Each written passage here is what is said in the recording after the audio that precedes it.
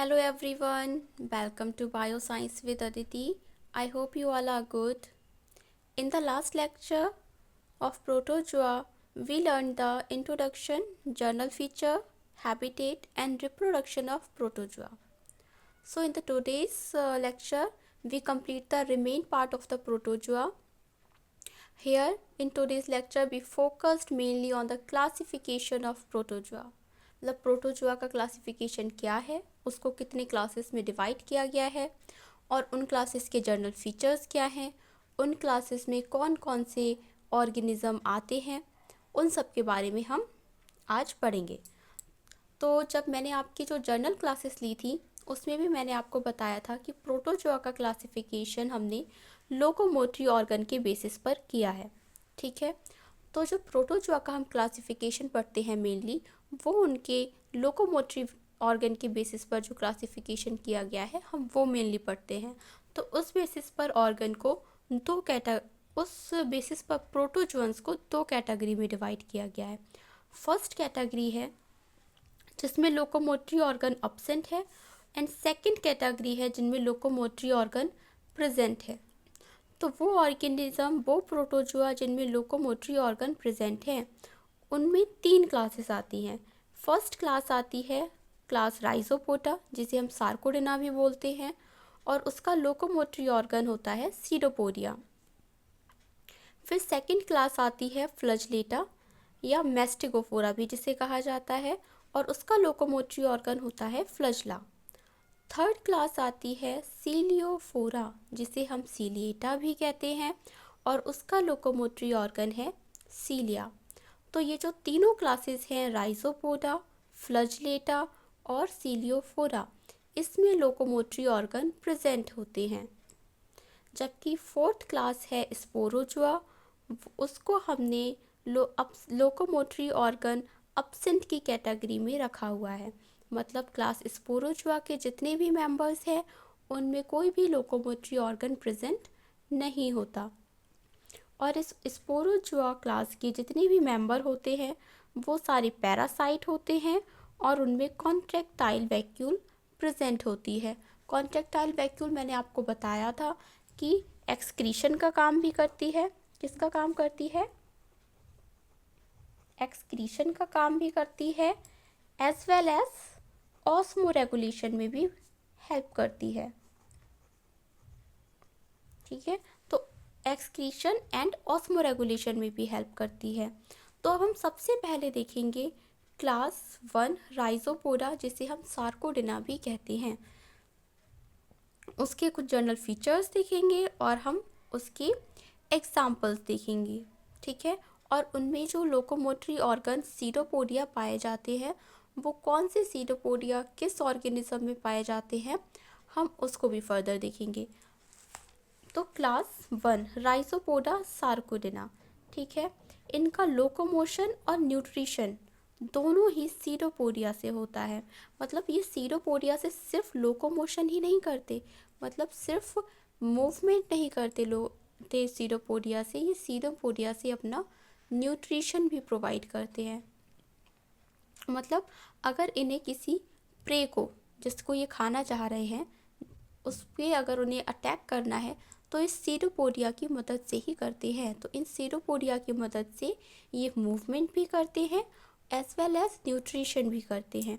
इसके एग्जाम्पल आ जाते हैं अमीबा और एंट अमीबा। और भी एग्जाम्पल्स हैं लेकिन ये क्लास राइजोपोडा के क्लासिकल एग्जाम्पल्स हैं, जिसमें अमीबा में कॉन्ट्रैक्टाइल वैक्यूल प्रेजेंट होती है और सीडोपोडिया का नंबर ज़्यादा होता है, मतलब मैनी सीडोपोडिया प्रेजेंट होते हैं। जबकि एंट अमीबा में क्या होता है, कॉन्ट्रैक्टाइल वैक्यूल अब्सेंट होती है और सिर्फ एक सीडोपोडिया प्रेजेंट होता है। मतलब ये कैसे होते हैं, मोनोसीडोपोडियल होते हैं।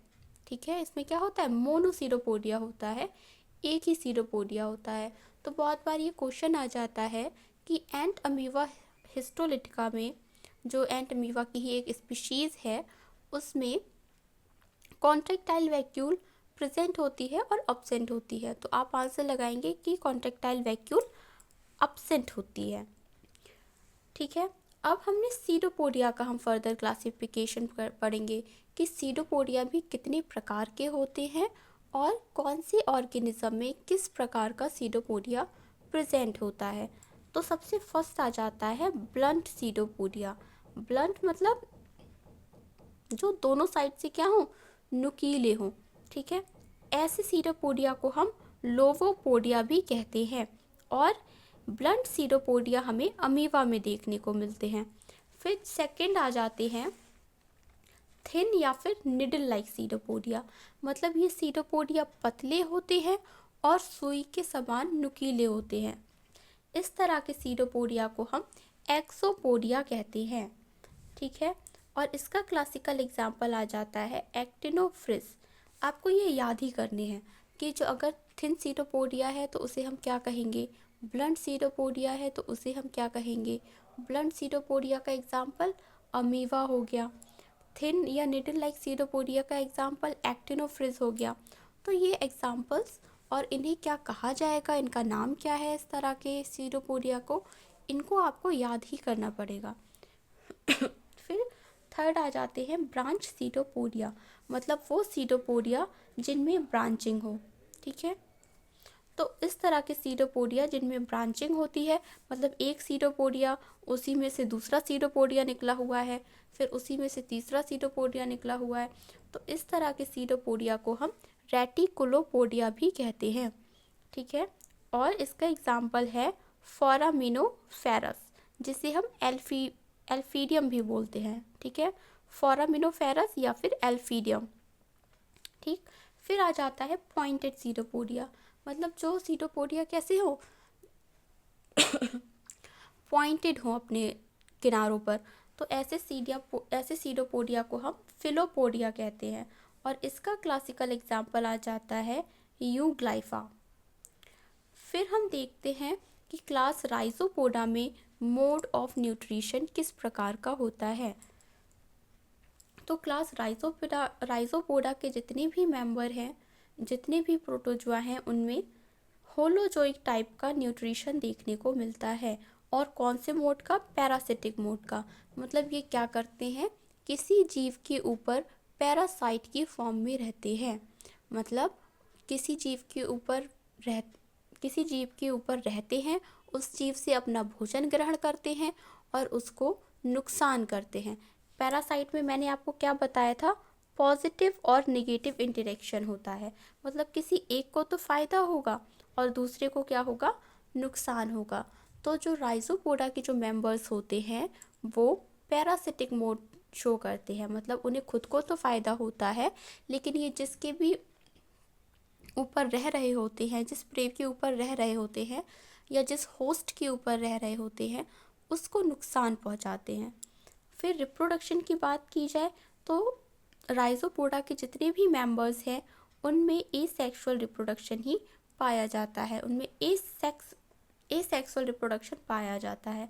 और कौन सा एसेक्सुअल रिप्रोडक्शन पाया जाता है, सिंपल बाइनरी फिजन। जब मैंने आपको रिप्रोडक्शन पढ़ाया था तो बाइनरी फिजन में बताया था कि सिंपल बाइनरी फिजन अमीबा में देखने को मिलता है, ठीक है। और रिप्रोडक्शन की बात करें तो यहाँ पर सेक्सुअल रिप्रोडक्शन अब्सेंट होता है, सेक्सुअल रिप्रोडक्शन क्या होता है, अब्सेंट होता है, ठीक है। फिर हम फाइलम प्रोटोजोआ के जो क्लास 1 हमने पढ़ा राइजोपोडा, उसमें कौन कौन से एग्जाम्पल आते हैं। तो अब हम यहाँ पर देखेंगे example of protozoa of class rhizopoda, मतलब क्लास राइजोपोडा के कौन कौन से एग्जाम्पल्स हैं। तो सबसे पहले आ जाता है अमीबा, ठीक है। अमीबा हमारा एक प्रोटोजोआ है जिसकी कोई भी शेप नहीं होती, ठीक है। अमीबा की क्या नहीं होती, नो डेफिनेट शेप, मतलब कोई एक निश्चित आकार नहीं होता इसका, ठीक है।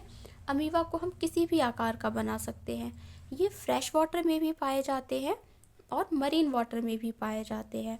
मरीन वाटर में अमीबा वेरियोकोसा नाम की स्पीशीज़ पाई जाती है। और मैंने आपको क्या बताया था कि मरीन और पैरासाइट में क्या होते हैं, कॉन्ट्रैक्टाइल वैक्यूल अपसेंट होती है, ठीक है। तो यहाँ पे क्या होती है, कॉन्ट्रैक्टाइल वैक्यूल अपसेंट होती है। फ्रेश वाटर में अमीबा की दो स्पीशीज पाई जाती है, अमीबा प्रोटियस एंड अमीबा रेडियोसा। इनमें कॉन्ट्रैक्टाइल वैक्यूल प्रेजेंट होती है। तो आपको ये याद रखना है कि फ्रेश वाटर अमीबा स्पीशीज कौन सी है, अमीबा प्रोटियस एंड अमीबा रेडियोसा, ठीक है। और अगर मरीन वाटर अमीबा की स्पीशीज पूछी जाए तो आपको याद होनी चाहिए कि अमीबा वेरिकोसा, ठीक है। और मरीन वाटर वाले में कॉन्ट्रैक्टाइल वैक्यूल अपसेंट होती है, जबकि जो फ्रेश वाटर अमीबा होते हैं उनमें कॉन्ट्रैक्टाइल वैक्यूल प्रेजेंट होती है। फिर सेकंड एग्जांपल आ जाता है पॉलीस्टोमेला। पॉलीस्टोमेला कैसे होती हैं, एक शेल्ड अमीबा है, ठीक है। मैंने आपको स्टार्टिंग में जब हमने बॉडी कवरिंग पढ़ी थी तब आपको बताया था कि इनकी बॉडी के बाहर एक टफ सी शेल पाई जाती है जिसे हम क्या बोलते, इस ऑरिजिन एक क्या होती है, एक शेल पाई जाती है, और ऐसे प्रोटोजुआ को हम शेल्ड प्रोटोजुआ बोलते हैं। तो उसका एग्जाम्पल क्या है, पॉलीस्टोमेला, ठीक है। तो पॉलीस्टोमेला क्या है, एक राइजोपोडा है और एक शेल्ड अमीबा है, ठीक है। फिर दूसरा आ जाता है चाउस चाउस, जिसे हम जेंट अमीबा भी बोलते हैं। यह एक लार्जेस्ट प्रोटोजुआ है। कैसा प्रोटोजुआ है, लार्जेस्ट प्रोटोजुआ है।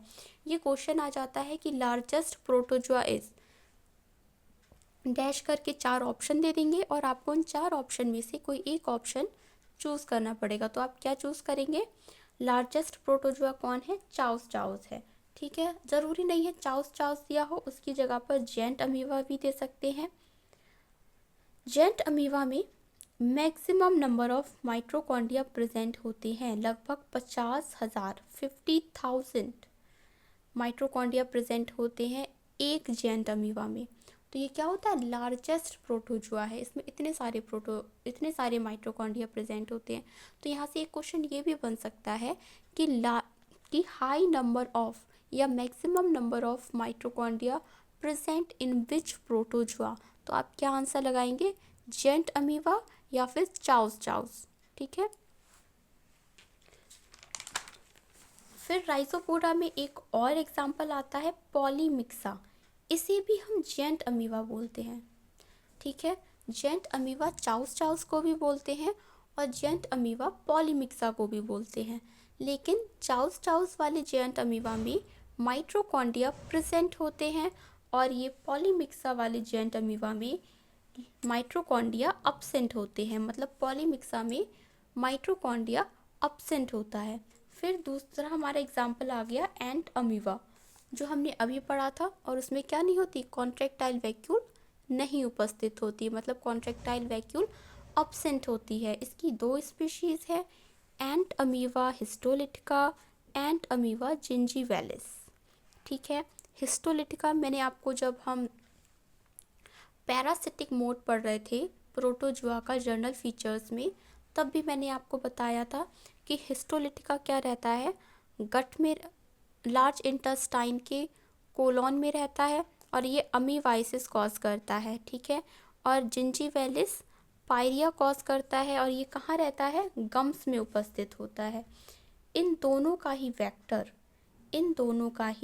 वेक्टर क्या होता है, मस्का। मस्का मतलब डोमेस्टिक फ्लाई, हाउस फ्लाई, ठीक है। जो मक्खी होती है वही इन दोनों का क्या होती है, वेक्टर होती है।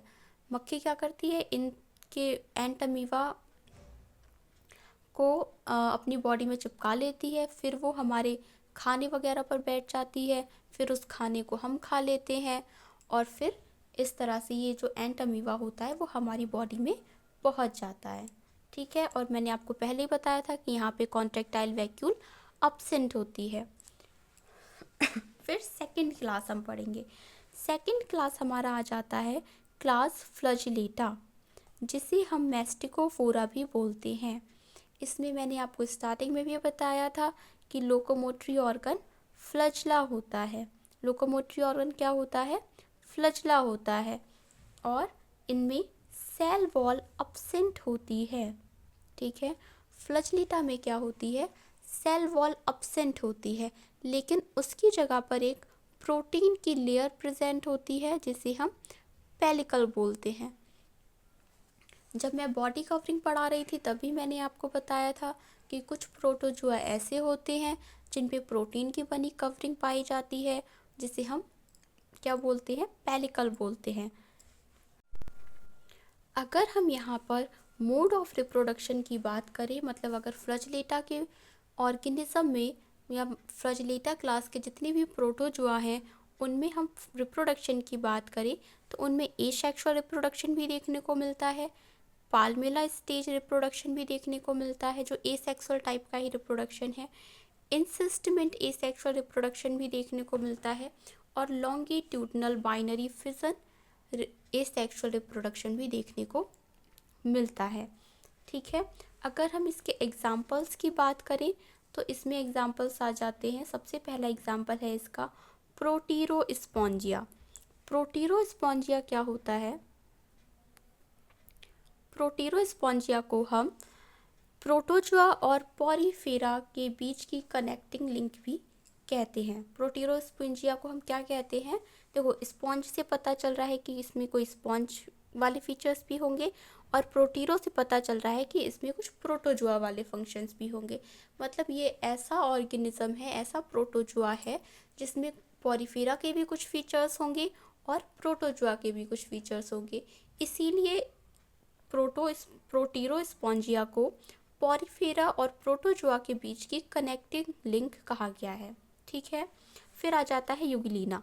यूग्लिना हम सबको पता है, इसे प्लांट और एनिमल के बीच की कनेक्टिंग लिंक कहा जाता है। इसमें क्या होता है इसमें क्या पाई जाती है? यूग्लिना में मैंने आपको बताया था कि यहाँ पर क्या होती है, पेलिकल प्रेजेंट होती है, और यूग्लिना में क्या पाया जाता है, लॉन्गिट्यूडनल बाइनरी फिजन पाया जाता है।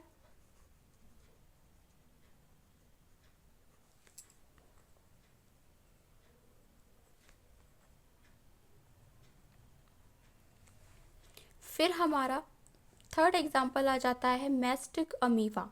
ठीक है, मैस्टिक अमीवा को मैस्टिकोफोरा और सार्कोडिना के बीच की कनेक्टिंग लिंक कहा जाता है। मतलब प्रोटोजोआ के ही क्लास राइजोपोडा और क्लास फ्लैजेलेटा, या फिर हम क्लास सार्कोडिना या क्लास मैस्टिकोफोरा के बीच की कनेक्टिंग लिंक किसे मानते हैं? मैस्टिक अमीवा को मानते हैं। मतलब इसमें मैस्टिक मतलब मैस्टिकोफोरा के कुछ फीचर्स हैं, अमीवा मतलब प्रोटोजोआ के भी, वो राइजोपोडा के भी कुछ फीचर्स हैं। ठीक है, तो इसलिए इसको मैस्टिकोफोरा और सार्कोडिना के बीच की कनेक्टिंग लिंक भी कहा जाता है। जैसे सार्कोडिना का भी ये दूसरा नाम भी तो है एक, राइजोपोडा, और मैस्टिकोफोरा का भी एक दूसरा नाम है फ्लैजेलेटा। तो अगर मैस्टिकोफोरा की जगह फ्लैजेलेटा हो और सार्कोडिना की जगह राइजोपोडा हो तो हम क्या कहेंगे, फ्लैजेलेटा और राइजोपोडा के बीच की भी कनेक्टिंग लिंक है, क्या है, मैस्टिको अमीवा। ठीक है, फिर हम देखते हैं नेक्स्ट एग्जाम्पल, एंट अमीवा।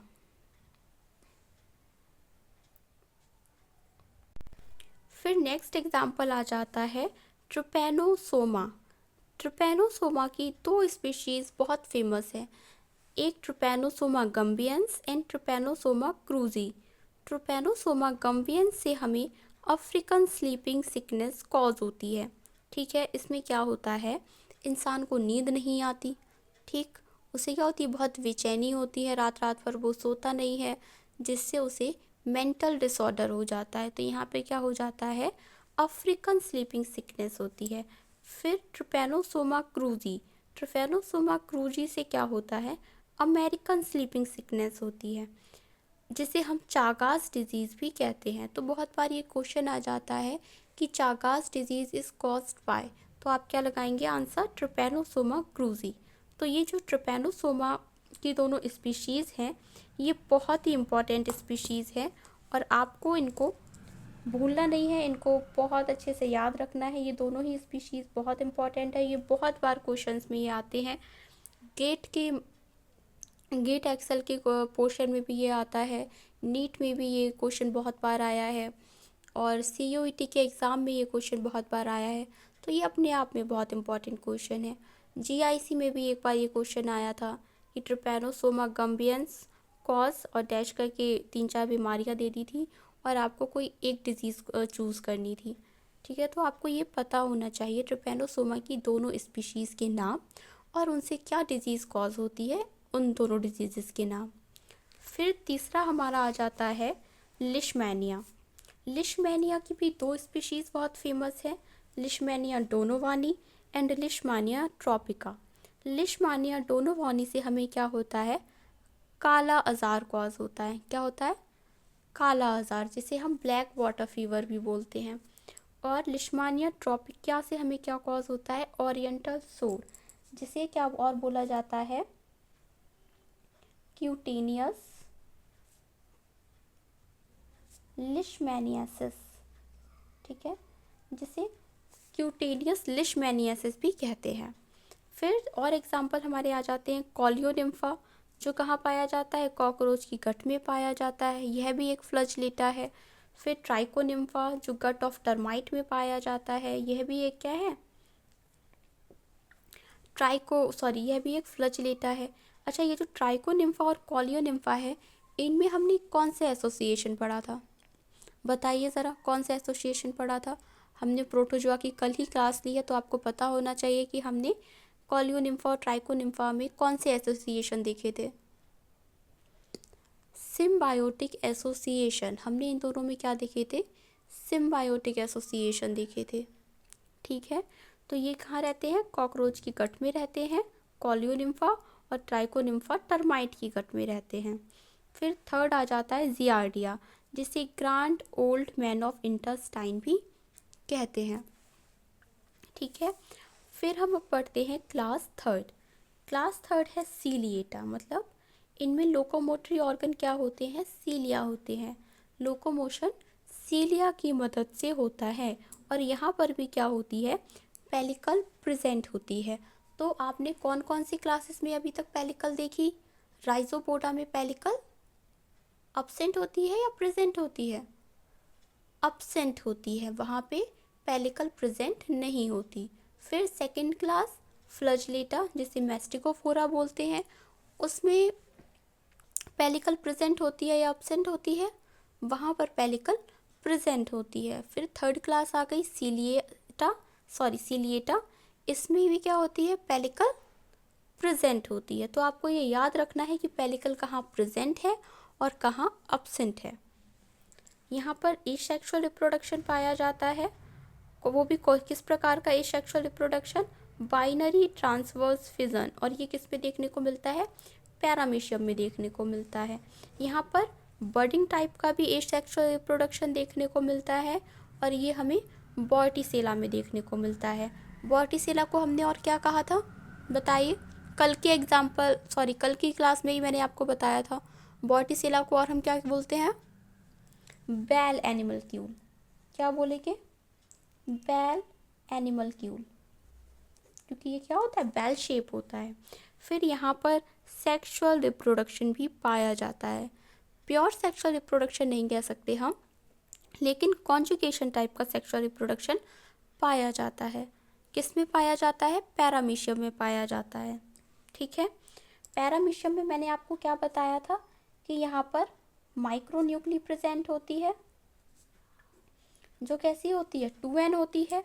मैक्रोन्यूक्ली भी प्रेजेंट होती है,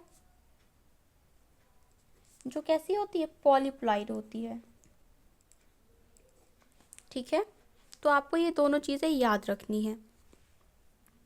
अच्छा, पैरामीशियम की मैंने आपको और भी स्पीशीज़ बताई थी, जैसे पैरामीशियम ओरिलिया, जिसमें एक मैक्रोन्यूक्लियस होता है लेकिन माइक्रोन्यूक्लियस 2 होते हैं।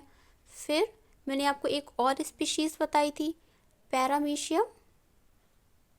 पैरामीशियम मल्टी माइक्रोन्यूक्लिएटम, उसमें क्या होते हैं, मैक्रोन्यूक्लियस तो एक ही होता है लेकिन माइक्रोन्यूक्लियस मल्टीपल होते हैं, मतलब बहुत सारे होते हैं। ठीक है, इसके एग्जाम्पल्स आ जाते हैं सीलिएटा की। अब एग्जाम्पल्स क्या हैं हम वो देखेंगे, जिसमें सबसे पहला आ जाता है ओपेलिना। ओपेलिना मल्टी न्यूक्लिएट होता है, आपको बताया था मैंने।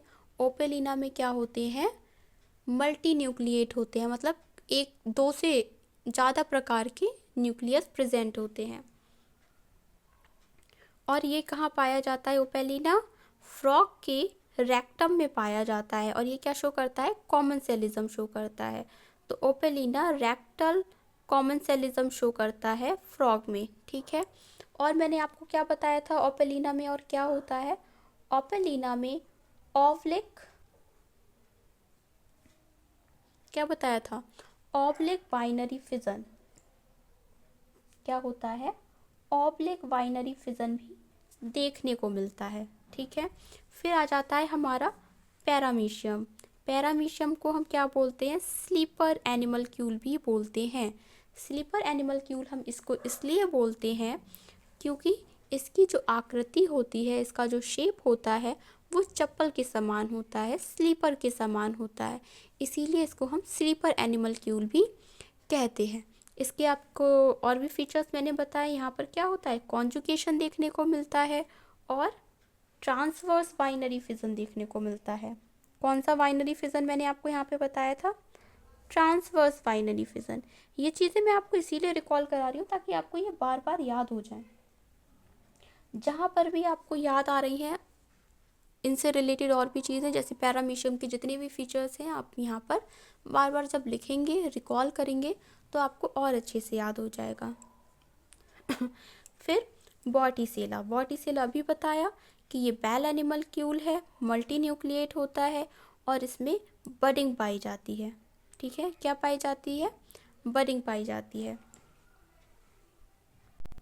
फिर सीलिएटा का नेक्स्ट एग्जाम्पल आ जाता है बैलेंटीडियम। बैलेंटीडियम क्या करता है? ये मैन की मतलब ह्यूमन की इंटेस्टाइन में प्रेजेंट होता है और ये बैलेंटीडियल डिजेंट्री कॉज करता है, ठीक है। फिर हम क्लास 4th पढ़ते हैं, स्पोरोजुआ, ठीक है। स्पोरोजुआ को हमने कौन सी कैटेगरी में रखा था? नॉन लोकोमोटरी ऑर्गन की कैटेगरी में रखा था। मतलब वो ऑर्गेनिज्म जिनमें किसी भी प्रकार का कोई लोकोमोटरी ऑर्गन प्रेजेंट नहीं होता है। इस क्लास के जितने भी मेंबर होते हैं वो एंडोपैरासाइट होते हैं, मतलब होस्ट की बॉडी के अंदर रहते हैं। और यहाँ पर कॉन्ट्रैक्टाइल वैक्यूल अब्सेंट होती है, लोकोमोटरी ऑर्गन भी अब्सेंट होते हैं। रिप्रोडक्शन की अगर हम बात करें तो यहाँ पर एसेक्सुअल रिप्रोडक्शन भी देखने को मिलता है और सेक्सुअल रिप्रोडक्शन भी देखने को मिलता है। एसेक्सुअल रिप्रोडक्शन शाइजोगोनी टाइप का यहाँ देखने को मिलता है और कहाँ होता है? मैन के लिवर में होता है और आरबीसी में होता है। कहाँ होता है? मैन के लिवर और आरबीसी में। और सेक्सुअल रिप्रोडक्शन गैमेटोगोनी टाइप का होता है और यह मॉस्क्यूटो में देखने को मिलता है, ठीक है। किस में देखने को मिलता है? मॉस्क्यूटो में, ठीक। फिर हम एग्जाम्पल्स इसके देखते हैं। फर्स्ट एग्जाम्पल है स्पोरोजुआ क्लास का मोनोसिस्टिस। मोनोसिस्टिस क्या होती है? मोनोसिस्टिस एक प्रकार का स्पोरोजुआ है और ये अर्थवॉर्म की सेमिनल वेसिकल में एज अ पैरासाइट रहता है। मतलब ये क्या है? पैरासाइट है सेमिनल वेसिकल ऑफ अर्थवॉर्म का, ठीक। फिर नसीमा नोटैवलिस। नसीमा नोटैवलिस क्या है? एक तरीके का सिल्क वर्म पैरासाइट है। मतलब सिल्क वर्म जो होते हैं उनके ऊपर पैरासाइट के फॉर्म में रहता है। कौन? नसीमा नोटैवलिस। और क्या करता है? सिल्क वर्म में पेवराइन डिजीज कॉज करता है। मतलब ये सिल्क वर्म में पेवराइन डिजीज कॉज करता है और सिल्क इंडस्ट्री को अफेक्ट करता है। कभी कभी क्या होता है कि जो सिल्क इंडस्ट्री में काम करने वाले लोग होते हैं वो सिल्क वर्म को ग्रो करते हैं। सिल्क क्या करता है? सिल्क वर्म क्या करता है? सिल्क का फॉर्मेशन करता है। तो कभी कभी नसीमा नोटैवलिस की संख्या इतनी ज़्यादा हो जाती है कि ये पूरा का पूरा सिल्क वर्म को किल कर देते हैं। जब सिल्क वर्म किल हो जाता है तो सिल्क नहीं बनेगा, सिल्क नहीं बनेगा तो सिल्क इंडस्ट्री को बहुत ज़्यादा नुकसान झेलना पड़ता है, ठीक है। और थर्ड और सबसे इम्पॉर्टेंट आ जाता है प्लाज्मोडियम। ये तो आप वेरी वेरी इम्पॉर्टेंट लिख लीजिए, ये आपने भूलना ही नहीं है, ये आपको याद रखना है। इससे बहुत क्वेश्चन आते हैं, बहुत सारे एग्ज़ाम में आप उठाकर देख लीजिए क्वेश्चन, आपको ये क्वेश्चंस आपको मिल जाएंगे। प्रोटोजोआ में आपको जो जो चीज़ें याद रखनी है, मैं एग्जांपल बताऊं तो अमीवा, एंट अमीवा, ट्रोपैनोसोमा, लिशमैनिया, यूग्लिना, पैरामीशियम और ये प्लाज्मोडियम और ट्राइकोनिम्फा, कॉलियोनिम्फा। ये इनकी स्पीशीज़ आपको याद ही रखनी है और इनसे क्या डिजीज़ होती है वो भी आपको याद रखनी है, क्योंकि ये एग्जांपल्स इतनी बार क्वेश्चन मतलब इतनी बार एग्ज़ाम्स में पूछे गए हैं ये एग्जांपल्स कि आपको हर बार मिलेंगे ही मिलेंगे। ये बहुत इंपॉर्टेंट है और इनको आप अच्छे से याद करिए। प्लाज्मोडियम क्या होता है? मलेरियल पैरासाइट होता है, मतलब मलेरिया कॉज करता है। प्लाज्मोडियम की भी 4 स्पीशीज़ हैं। पहली आ जाती है प्लाज्मोडियम बाइवैक्स। प्लाज्मोडियम बाइवैक्स क्या करती है? बेनाइन मलेरिया कॉज करती है। ठीक है, ये मलेरिया के ही टाइप हैं, तो ये क्या करती है? बेनाइन टाइप का मलेरिया कॉज करती है। फिर प्लाज्मोडियम फ्लैसीपेरम। प्लाज्मोडियम फ्लैसीपेरम क्या करता है? सेरिब्रल मलेरिया कॉज करता है, या फिर जिसे हम मैलिग्नेंट मलेरिया भी कहते हैं। ठीक, या हम ब्लैक वाटर फीवर भी कहते हैं इसको। मतलब ये क्या करता है? ब्लैक वाटर फीवर, काला ज्वार कॉज कर देता है। दिमागी बुखार जिसे हम बोलते हैं वो कॉज करता है कौन? Plasmodium falciparum. ठीक, तो आपको याद रखना है कि प्लाज्मोडियम फ्लैसीपेरम मैलिग्नेंट और सेरिब्रल टाइप का मलेरिया कॉज करता है। फिर plasmodium malariae. Plasmodium malariae benign quartan malaria cause करता है। फिर plasmodium ovale. Plasmodium ovale benign tertian malaria cause करता है। आई नो अगर आप ये फर्स्ट टाइम पढ़ रहे हैं एग्जाम्पल प्लाज्मोडियम के, फर्स्ट टाइम इनकी स्पीशीज़ पढ़ रहे हैं, फिर उनकी स्पीशीज़ से होने वाली डिजीज़ पढ़ रहे हैं, तो आपको ये टफ़ लग रही होंगी, बट बिलीव मी आप इनको 1-2 बार पढ़ेंगे आपको बहुत अच्छे से याद हो जाएंगी। पहली बात तो आप अपना एटीट्यूड अच्छा रखिए कि हाँ मैं कर लूँगी या कर लूँगा, याद हो जाएगा।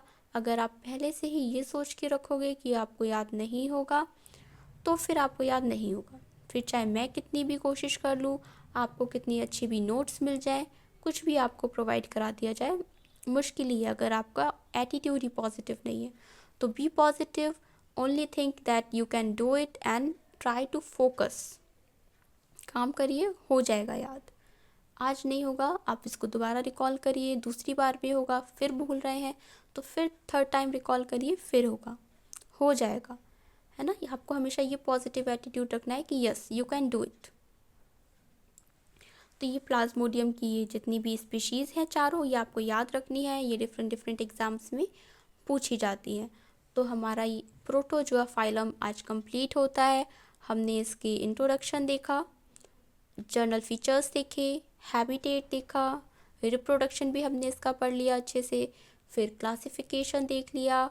क्लासिफिकेशन लोकोमोटरी ऑर्गन के बेसिस पर दिया गया है, जिसको 4 क्लासेस में डिवाइड किया है, जिसमें से स्टार्टिंग की जो 3 क्लासेस हैं राइजोपोडा, फ्लजलेटा और सिलिएटा, उनमें लोकोमोटरी ऑर्गन प्रेजेंट होते हैं, जबकि स्पोरोजोआ में लोकोमोटरी ऑर्गन एब्सेंट होता है।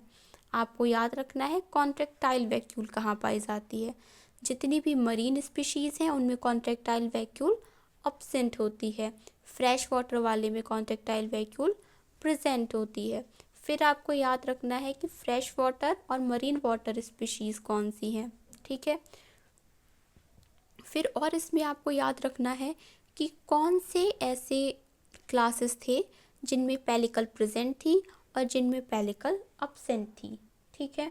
तो प्रेजेंट किस में थी? फ्लजलेटा और सिलिएटा, दोनों क्लासेस में पेलिकल प्रेजेंट थी।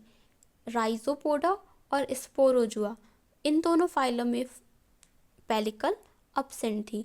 तो अगर आप ऐसे याद करोगे तो आपको याद हो जाएगा, और यही क्वेश्चंस आते हैं, कोई और क्वेश्चंस नहीं आते हैं, यही क्वेश्चन आते हैं।